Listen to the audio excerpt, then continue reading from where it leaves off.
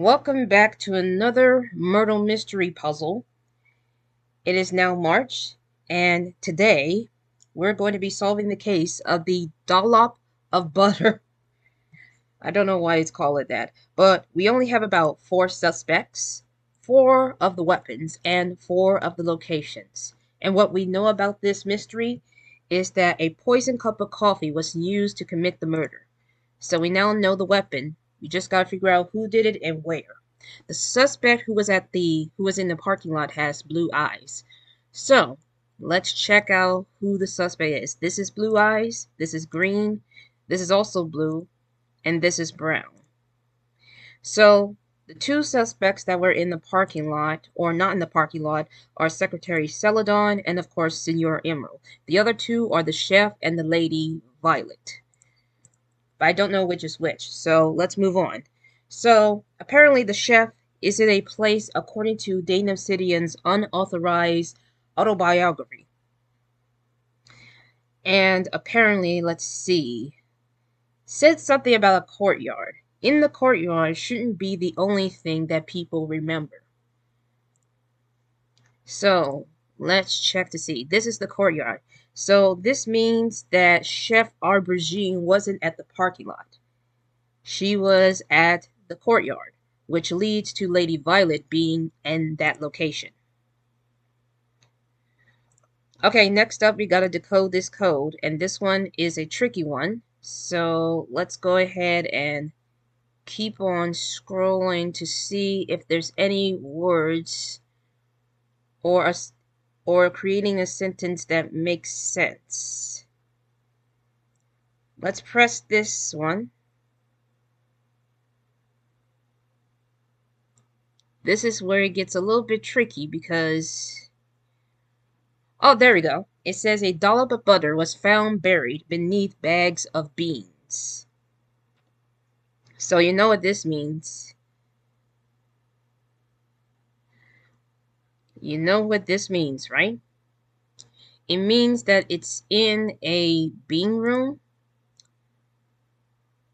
But which one has a dollop of butter? Better for buttering than killing, but still, logical would swear on his bright eyebrows that someone could be stabbing with this.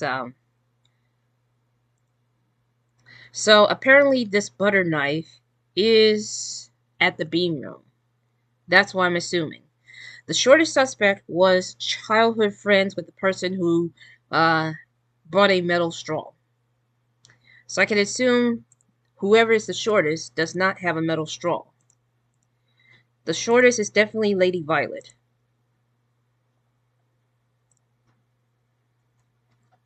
No. Not that. This. There we go. Lastly, the suspect who's carrying a deck of merit cards has green eyes. I have a feeling I know who, and it is Secretary Celadon.